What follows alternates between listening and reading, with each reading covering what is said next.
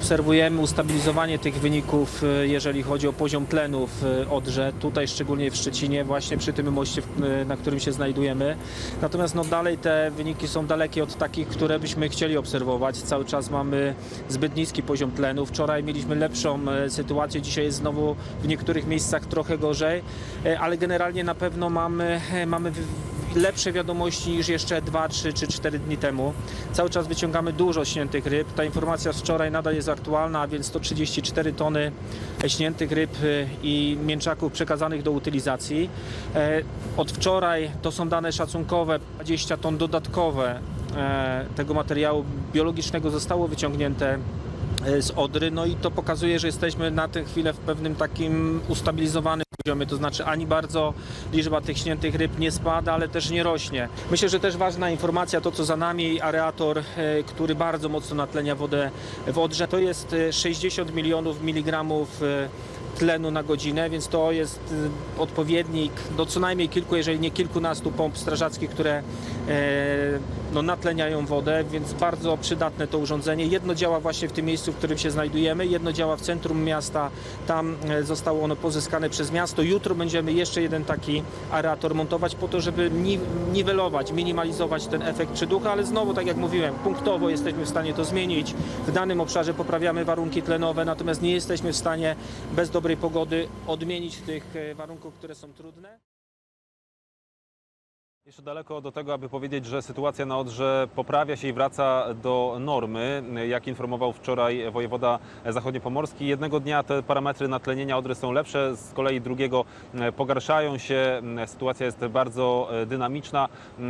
Chociażby są podejmowane takie wysiłki, aby poprawić w sposób sztuczny to natlenienie Odry. To pompy strażackie, które działają już od kilku dni. W 7 lokalizacjach 31 takich pomp o bardzo dużej wydajności, które w sposób sztuczny, ale też taki punktowy, miejscowy poprawiają te parametry. Z kolei tutaj na Dziewokliczu stanął aerator. To jest takie urządzenie o bardzo dużej wydajności do natleniania wody i wydajność tego urządzenia to jest nawet 60 milionów miligramów tlenu na godzinę. Drugie takie urządzenie stanęło w centrum Szczecina, kolejne trzecie będzie tutaj na Odrze, niedaleko Dziewoklicza. To są takie metody sztuczne na poprawianie tych parametrów, ale przede wszystkim potrzebna jest zmiana pogody, potrzebne jest ochłodzenie, także deszcz, wiatr, który poruszałby tymi masami wody. Tego niestety na ten moment nie mamy. Też widzimy prognozy, że za kilka dni zrobi się dużo cieplej, więc trudno powiedzieć, w którą stronę to wszystko będzie zmierzało. Na razie w kilku miejscach jeszcze te parametry są sporo poniżej minimum. Przypomnę, że to minimum natlenienia dla bytności organizmów żywych to jest 4